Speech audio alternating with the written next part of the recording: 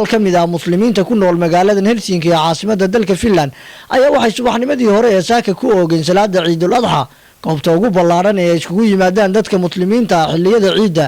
waa hoolka weyn ee xaafadda Mulubure salaada ciidda kadib ayaa telefishinka qaranka Soomaaliland wuxuu mikrofoonka la dhex qaaday qaar ka mid ah dadweynihii goobta isugu yimi hadaladoodiina waxaa ka mid ahaa magacaygu waa Jamaan Cabdisaaq Maxamuud waxaan joogaa magaalada Helsinki carriga Finland waxaan halkan ka salaamayaa dhammaan ummadda muslimka gaar ahaan ummadda Soomaaliyeed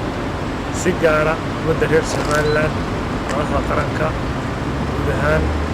iyo waalidkayda waxaan leeyahay kullu caam wa antum bikhair ciid wanaagsan magacaygu waxaa yidhahdaa Maxamuud Maxamed Cali waxaan halkan ka salaamayaa dhammaan ummadda muslimiinta gaar ahaan ummadda Somaliland waxaan leeyahay ciid mubaarak kullu caam wa antum bikhair waxaan kaloo halkan ka salaamayaa waalidkayda hooyaday iyo walaalahay iyo xaaskayga waxaan leeyahay ciid mubaarak kullu caam wa antum bikhair magacayga waa Yuusuf Axmed Xuseen waxaan joogaa magaalada Helsinki halkan waxaan ka salaamayaa ummadda muslimiinta dhammaantood meel kasta oo joogaan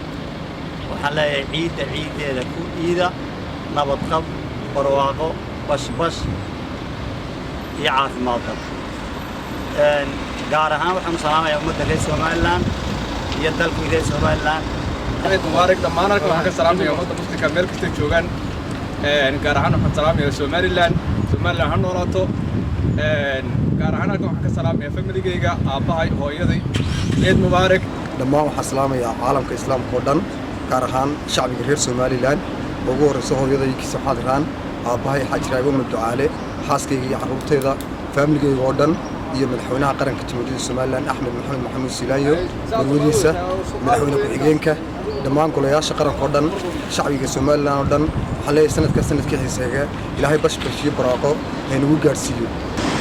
السلام عليكم ورحمة الله وبركاته عيد مبارك ما نركب وحنا قدر يا مسلمين تدوك جمت عيد مبارك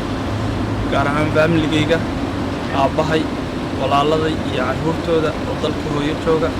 صاحب بدأ يفرندس كيجا هالك توجا دمان وحنا عيد مبارك محمد حسن مطان تلفزيون كقرن كسوماليلاند هلسنكي فنلند